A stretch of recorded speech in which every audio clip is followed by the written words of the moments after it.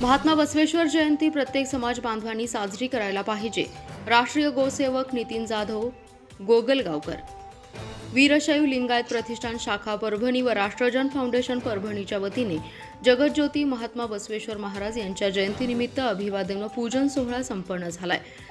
हा सोहळा दिनांक 30 एप्रिल 2025 रोजी बालाजी आयुर्वेदिक निसर्ग उपचार केंद्र मुख्य शाखा रामकृष्ण नगर प्रभाग क्रमांक 15 वसमत रोड येथे महात्मा बसवेश्वरांच्या प्रतिमेस पुष्पहार घालून अभिवादन आणि पूजन करण्यात आले। या प्रसंगी कार्यक्रमाच्या अध्यक्षस्थानी बालाजी आयुर्वेदिक निसर्ग उपचार केंद्र महाराष्ट्राचे मुख्य संचालक लिंगायत समाजाचे नेते जगप्रसिद्ध आयुर्वेदिक डॉक्टर गोविंद कामटे, कार्यक्रमाचे प्रमुख पाहुणे नाडीतज्ञ श्रीकृष्ण खरवडे पाटील, रुद्राक्ष आवटे, रितेश पाटील, महात्मा बसवेश्वर जयंती महोत्सव समिती आयोजक राष्ट्रजन फाउंडेशन परभणी महाराष्ट्राचे संस्थापक व अध्यक्ष गोरक्षक नितीन जाधव गोगलगावकर यांच्या वतीने प्रास्ताविक करण्यात आलं।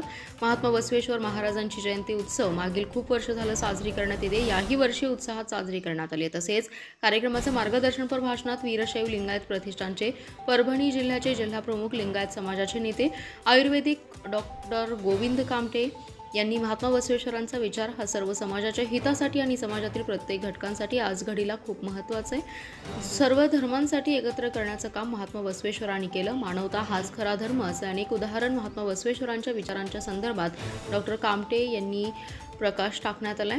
महात्मा बसवेश्वर महाराज की जय अशी घोषणा देऊन कार्यक्रम संपन्न झाला, अशी माहिती महात्मा बसवेश्वर जयंती महोत्सव समितीचे प्रमुख वीर वारकरी सेवा संघाचे महाराष्ट्राचे प्रदेशाध्यक्ष गोसेवक नितीन जाधव गोगलगावकर यांनी पत्रकाद्वारे पत्रकारांना दिली आहे।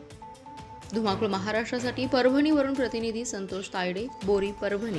आपल्या परिसरातील ताज्या आणि महत्त्वाच्या बातम्या पाहण्यासाठी आजच आपल्या धुमाकूळ महाराष्ट्र न्यूजला YouTube वर सबस्क्राइब करा आणि बेल आयकॉन प्रेस करा।